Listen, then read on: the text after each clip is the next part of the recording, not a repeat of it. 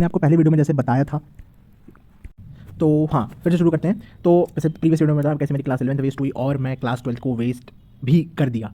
मतलब जब आपकी क्लास 11th वेस्ट हो जाती है तो आपके पास एक ये टिप आती है कि आप प्लीज़ अपनी क्लास 12th ना वेस्ट करना। बट अगेन मैंने चीज़ों को प्रैक्टिकली कभी भी ऑब्जर्व नहीं किया, ना तो कभी भी कॉन्क्रीट सोल्यूशंस लिए, और क्लास 12th भी मेरे हिसाब से वेस्ट हो गई। 11th क्लास में तो मैंने आपको बताया कि क्या क्या चीज़ें हुई, कैसे कैसे मैंने वेस्ट किया, बट लिटरली मुझे अपनी क्लास 12th बिल्कुल भी याद नहीं। 2022 was the worst year of my life where I get suicidal thoughts. मुझे सुसाइडल थाट्स आए, डिप्रेशन हुआ बहुत ज़्यादा, स्ट्रेस हुआ, एंग्जाइटी हुई बहुत ज़्यादा, बहुत सारी चीज़ों को लेकर के एंग्जाइटी हुई, और जिसकी वजह से मैं यहाँ पे लैंड कर गया। 7 अप्रैल को मैं फिर से अगेन अपना लक्ष्य जेई बैच लेता हूँ, ठीक है। एंड पता नहीं क्यों मैं पीडब्ल्यू से कुछ ऑब्सेस सा हो गया, एंड यहीं से मेरी एक बर्बादी स्टार्ट हो गई। काश मैंने अपनी कोचिंग वगैरह को कुछ शिफ्ट किया होता, चेंज किया होता, तो शायद मैं इंप्रूव कर जाता, शायद मैं एक बेटर पोजीशन पे पहुंच जरूर जाता। बट अगेन इसके बारे में बात कर रहे होंगे, अपनी कोचिंग को ब्लेम करने से कोई फायदा नहीं होगा। 7 अप्रैल को मैंने स्टार्ट किया, यहाँ पे चीज़ें स्टार्टिंग से ही खराब हो रही थी, स्टार्टिंग से ही मेरा काइंड ऑफ एक बैकलॉग सा बनना स्टार्ट हो गया था, स्टार्टिंग से मेरा बैकलॉग बनना स्टार्ट हो गया था। एंड अगेन इसके कुछ एक्सटर्नल रीजंस थे जो कि अगेन मैं मेंशन करूंगा तो एक तरीके का वो फेलियर हो जाएगा, मतलब एक्सक्यूजेस देने वाली बात हो जाएंगी। बट अगेन मैं मेहनत नहीं कर पा रहा था, मैं बिल्कुल भी पढ़ नहीं पा रहा था, मैं बैठ नहीं पा रहा था अपनी कुर्सी पे, मैं इतना ज़्यादा सोच रहा था, ओवर थिंक कर रहा था कि मेरी क्लास 11th वेस्ट हो गई, मैं कैसे उसको रिकवर करूंगा, वगैरह वगैरह चीज़ें मैं ज़्यादा सोच रहा था। जो चीज़ें जहाँ पे मुझे वर्क करनी थी मैं वहाँ पे तो बिल्कुल वर्क नहीं कर रहा था, फालतू चीज़ों में मैं अपने ज़्यादा दिमाग को एनर्जी खपा रहा था, वेस्ट कर रहा था। लिटरली मैंने बहुत ट्राई किया, फिर मई में, ऐसा नहीं कि मैंने शुरुआत नहीं की, अगेन मैंने शुरुआत की, अप्रैल में शुरुआत की, मई में शुरुआत की, हर टाइम मैंने एक नई शुरुआत करने की स्टार्ट की, हर जगह इन पूरे 4 महीने में मैंने हर जगह एक नई शुरुआत करने की ट्राई की। बट अगेन मैं लिटरली हर जगह फेल हुआ, मैं लिटरली हर जगह फेल हुआ। मैं कभी भी वो एक जो कम बैक वाली बात होती है, मैं तो उसे कभी मैं लिटरली एक भी कम बैक नहीं मार पा रहा था, एक भी कम बैक नहीं मार पा रहा था मैं। बट मैंने बहुत सारे प्लान्स बनाए, बहुत सारी चीज़ें की, बहुत सारे प्लान बनाए मैंने, लिटरली 5 6 7 8 9 प्लान बनाए, बट एक भी वर्क नहीं किए, एक भी वर्क नहीं किए। वो सारी चीज़ें बस वेस्ट होती गई और कुछ भी नहीं हुआ। एक टाइम पे जब मैंने प्लान बनाया तो मैंने देखा मेरा तो सिलेबस ही कंप्लीट नहीं हो पाएगा इस पैटर्न से, रेगुलर कोर्स तो मेरा सिलेबस ही कंप्लीट नहीं हो पाएगा। लिटरली पूरे मई जून जुलाई अगस्त सितंबर तक ये सारी चीज़ें चलती रही। बस मैं इनडिसाइसिव होकर चीज़ों को अच्छे से बैलेंस नहीं कर पा रहा था, मैनेज आउट नहीं कर पा रहा था, और वो चीज़ें खराब होती गई और चीज़ें बहुत ज़्यादा खराब हो गई। 15 अक्टूबर को मैंने कंपटीशन का क्रैश कोर्स भी लिया फिर, लेकिन उसका भी मैं कोई बेनिफिट नहीं उठा पाया। वहाँ पे भी मैं इन्हीं सारी चीज़ों पड़ गया, ये तो सफिशिएंट नहीं है, तो ये ऐसा नहीं है, अब तो ये वैसा नहीं है, मैं बोर्ड की तैयारी कर लूँ, मैं इसकी तैयारी कर लूँ, मैं उसकी तैयारी कर लूँ, मैं फलाना कर लूँ, मैं ढमकाना कर लूँ। यही सारी चीज़ें सोचते मेरे ये सारे मंथ्स, दैट इज़ अप्रैल मई जून जुलाई अगस्त सितंबर अक्टूबर नवंबर दिसंबर जनवरी, सब वेस्ट हो गए, लिटरली सब वेस्ट हो गए। मैंने बहुत सारा टाइम अपना यूट्यूब में, गानों में, ओवर थिंकिंग में, एंग्जाइटी में, स्ट्रेस में, डिप्रेशन में, प्रोक्रेस्टिनेशन में, इन सब चीज़ों में मैंने वेस्ट किया। सबसे ज़्यादा टाइम मैंने यहाँ पे वेस्ट किया सिर्फ स्ट्रैटेजी वीडियोस देखने में, और लिटरली मैंने एक भी स्ट्रैटेजी फॉलो नहीं की। क्योंकि एक चीज़ समझना, सबसे मैं अगेन ये 2 पॉइंट्स मैं मेंशन कर दूँ, मैं प्रैक्टिकल नहीं था और मैं लॉस्ट बहुत ज़्यादा फील कर रहा था अपनी लाइफ में। सबसे पहले चीज़ आती है कि आप कितनी स्टडीज़ कर रहे हो।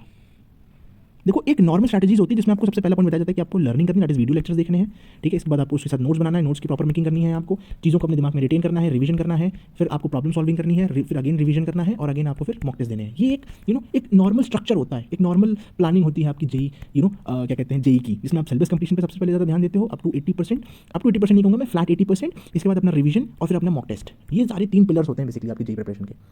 तो सबसे पहले तो आपको पढ़ाई करनी होती है ना, दैट मीन्स सबसे पहले तो आपको चीज़ों को लर्न करना है ना, लर्न करना है और प्लस नोट्स मेकिंग करनी है।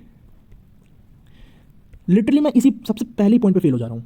तो इन सारे पॉइंट्स पे तो फायदा नहीं हुआ ना कि प्रॉब्लम सॉल्विंग, फिर जो प्रॉब्लम्स आएंगे उनके डाउट्स पूछना, फिर रिवीजन करना, फिर मॉक टेस्ट लगाना, फिर उसको एनालाइज करना, फिर उसके जो क्वेश्चंस नहीं हुए उनको फिर से रिविजिट करना, फिर उसकी थ्योरी को फिर से रिवाइज करना। ये सारी चीज़ें तो तब होंगी ना जब हमारी पहला पड़ाव है वो तो क्लियर होने चाहिए।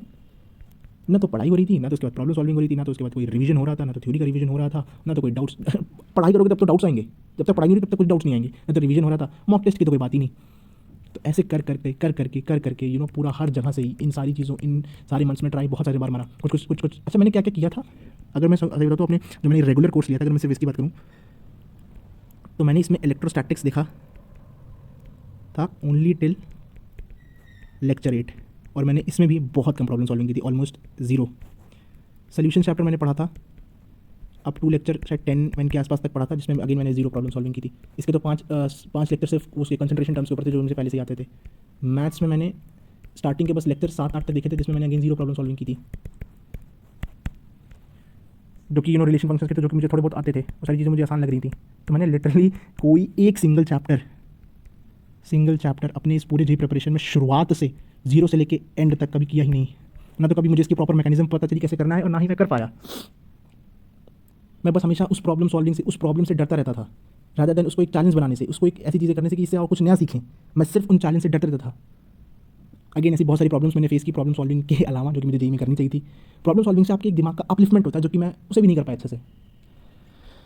ऐसी बहुत सारी और प्रॉब्लम्स हैं जो कि मैंने फेस की, जिनका एक प्रैक्टिकल सॉल्यूशंस मैं बता रहा हूँ एक नेक्स्ट वीडियो में। Till then good bye, and कभी भी गिव अप नहीं मारना यार। गिव अप मार दिया इस वजह से आज मेरी ये हालत हो गई है कि लिटरली मेरा एक सिंगल चैप्टर भी जेई लेवल पे कंप्लीट नहीं है, सिंगल चैप्टर भी जेई लेवल पे कंप्लीट नहीं है।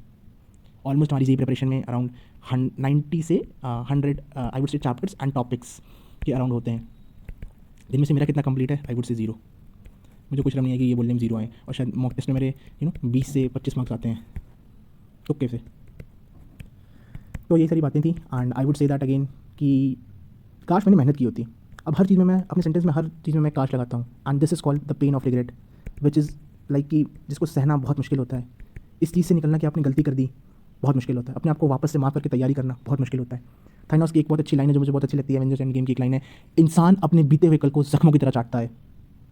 वो लिटरली हर बार आगे बढ़ने के बजाय उन्हीं जख्मों को बार बार खरोदता रहता है, जबकि उसे पता है कि अगर उसे आगे बढ़ना है तो अपने बीते हुए कल को उसे भूलना होगा। तो अभी प्रैक्टिकल सोल्यूशन ये अपने बीते हुए कल को भूलिए, और सिंपल सी बात है, बोर्ड्स की प्रिपरेशन में लग जाइए। All the best.